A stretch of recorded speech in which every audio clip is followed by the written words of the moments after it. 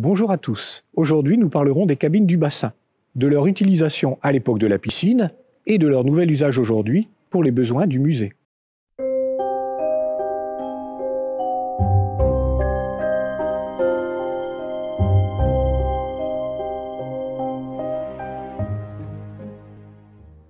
Au rez-de-chaussée, Albert Barr dispose 99 doubles cabines individuelles pour le déshabillage puis la douche, autour du bassin, construite en briques vernissées couleur jaune sable. Le profil arrondi des angles des murs et les briques lisses facilitent le lavage et évitent à l'utilisateur de se blesser.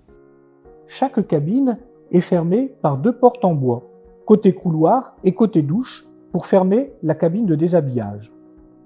L'ouverture de la douche vers le bassin permet aux maîtres nageurs, soucieux de lutter contre la tuberculose, de s'assurer que tous les nageurs en maillot passent bien sous la douche.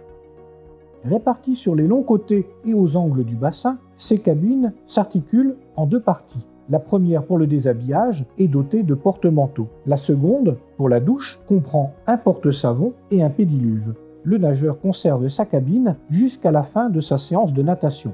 Pour répondre aux besoins muséographiques, l'architecte Philippon métamorphose judicieusement ces cabines en vitrines d'exposition. Au rez-de-chaussée, plusieurs cabines ont été démontées pour faciliter la circulation des visiteurs. Côté jardin, 5 vitrines forment un cabinet d'art graphique pour les dessins et gravures, dont la photosensibilité limite la durée des accrochages à 3 mois. De l'autre côté du bassin, 6 vitrines sont dédiées aux collections d'art décoratif. Car le musée d'art et d'industrie de Roubaix associe art appliqué et beaux-arts sans hiérarchie. La présentation chronothématique des collections suscite le dialogue des formes et des disciplines. La peinture renvoie aux arts décoratifs, la sculpture à l'architecture, au mobilier et à la mode. Le fonds d'art décoratif offre un large panel d'objets, de techniques et de formes. Il révèle les interactions entre artistes et artisans et questionne le statut de l'objet. À l'étage, les cabines de déshabillage des scolaires deviennent des vitrines consacrées au textile et à la mode, département majeur des collections du musée. Marqué dès sa création en 1835 par l'épopée textile de la ville, 2 ensembles de cabines, côté est et ouest, forment des cabinets d'art graphique. Les cabines restantes sont des vitrines traversantes avec des plateaux amovibles pour la mode et les tissus plats.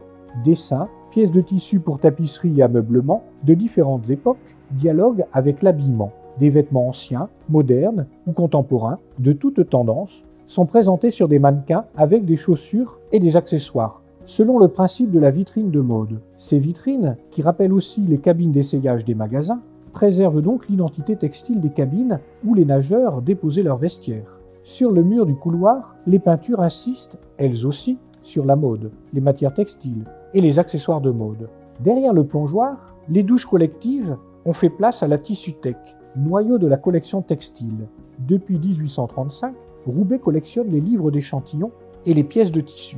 Ce fonds international, de l'Égypte copte à nos jours, constamment enrichi par des dons et achats, séduit le public et offre une documentation exceptionnelle aux spécialistes.